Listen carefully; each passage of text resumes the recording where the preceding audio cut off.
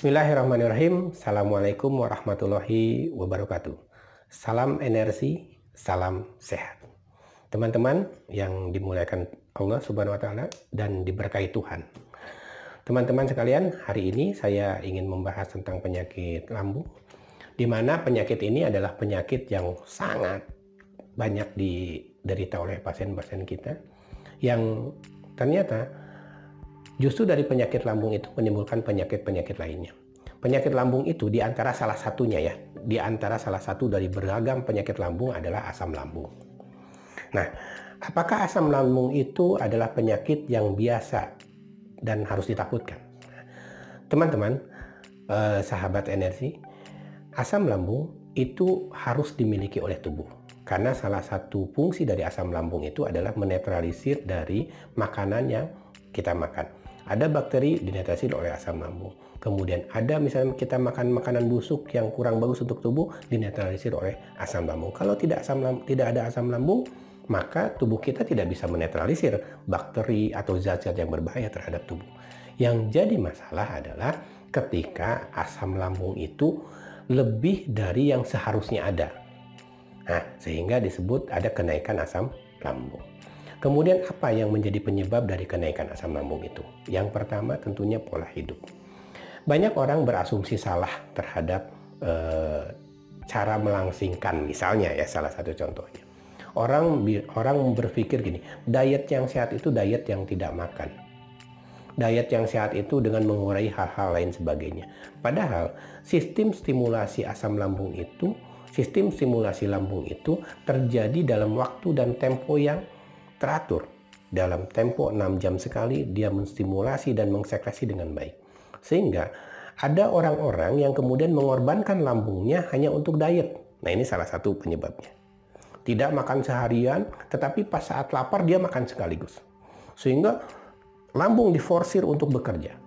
Nah, ini pasti akan menyebabkan asam lambung akan meningkat. Bayangkan, asam lambung yang harusnya setiap waktu mensekresi, dia lambung yang setiap waktu mensekresi, menghasilkan enzim yang disebut dengan asam lambung dan mencerna makanan, berhenti, kemudian tiba-tiba dia makan banyak, sehingga di saat berhenti dan shock ketika mendapat makan banyak, dia mendapatkan enzim yang begitu banyak untuk mensekresi makanan yang banyak tadi, sehingga otomatis tidak normal.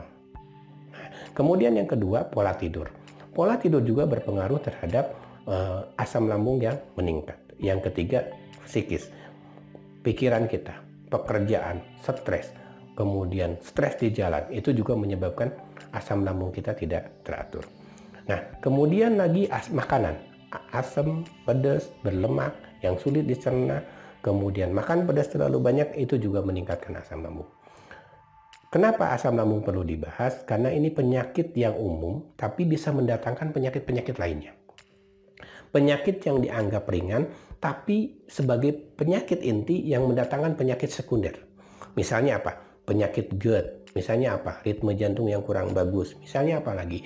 Saluran kemih yang tidak teratur. Atau bahkan ada penyakit asam lambung yang menyebabkan kecemasan tinggi. Sehingga tidak bisa tidur, ketakutan, dan lain sebagainya. Nah, Kang, bagaimana cara menanggulangi asam lambung tadi? Yang pertama, pola makan yang teratur. Yang kedua, pola tidur yang teratur. Yang ketiga adalah olahraga yang sederhana, tapi fungsinya spesifik untuk lambung. Di video kali ini saya akan memberikan sedikit sekali arahan mengenai bagaimana olahraga yang baik untuk asam lambung. Nah, pertama adalah kita menggunakan napas perut. Kita menggunakan napas perut, tarik napas lewat hidung, perut dikembungkan, buang napas lewat hidung lagi, jangan lewat mulut. Jadi tarik, buang, tarik, buang, tarik, buang. Lihat pergerakan perutnya. Jadi tarik, buang, tarik, buang, tarik, buang. Nah, kenapa napas perut yang kita gunakan? Karena napas perut mampu merelaksasi otot-otot lambung dan mampu membuat stimulansi asam dan enzim lambung lebih baik. Kapan itu berlatih? Teman-teman lagi lagi nyupir, teman-teman energi lagi rapat, teman-teman energi lagi jalan, itu bisa dilakukan. Nah, gimana caranya supaya latihannya efektif? Lakukan terus-menerus, sehingga kita ketergantungan terhadap latihan. Tapi, ada satu hal yang akan saya tunjukkan, bagaimana latihan olahraga nafas untuk lambung itu sangat simpel. Gini, posisi kita, bayangkan posisi kita bangun tidur. Jadi kita bangun tidur, biasanya kan kita pas bangun tidur itu, suka langsung tiba-tiba kaget dan mengingat pekerjaan. Teman-teman energi, itu juga salah satu cara bersikap yang salah. Karena pada saat kita bangun, ada momentum di mana perubahan dari fase tidur ke fase bangun itu tidak boleh menimbulkan shock terhadap saraf dan sel.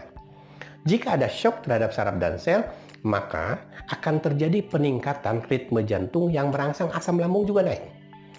Maka salah satu caranya adalah dengan cara, bayangkan ini kita sedang tidur, baru bangun tidur, posisi kita begini, terus bangun tidur.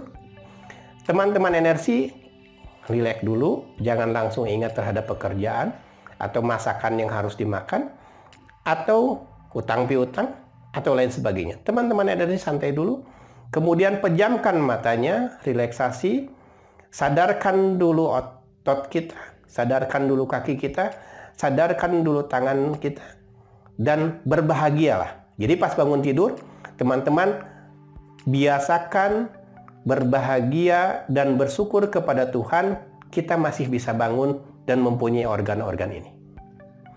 Ini hal simpel yang tidak pernah dan jarang dilakukan. Maka jika hal itu dilakukan, itu satu pintu kita akan merasa bahagia. Kemudian yang kedua, latih nafas perut dengan cara tarik nafas lewat hidung,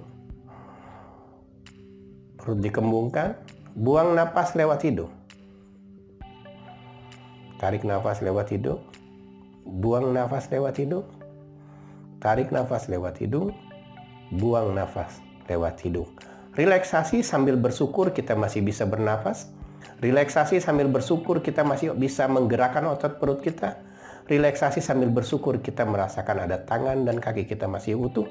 Kita coba berlatih yang lebih ekstrim. Simpan tangannya di atas, kakinya luruskan. Munculkan rasa syukur kita bahwa kita masih bisa hidup dengan normal hari ini. Tarik nafas lewat hidung. Buang nafas lewat hidung, otot perut dikembungkan. Tarik nafas lewat hidung. Buang nafas lewat hidung, otot perut dikembungkan. Tarik nafas lewat hidung. Buang nafas lewat hidung. Selesai. 5 kali tarikan. Kembali lagi. Tarik nafas lewat hidung. Buang nafas lewat hidung. 5 kali tarikan. Buka mata teman-teman.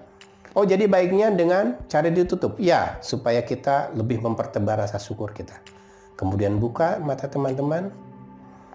Mulai mengeset otak kita. Apa yang akan kita lakukan. Bikin planning. Duduk dan bangun.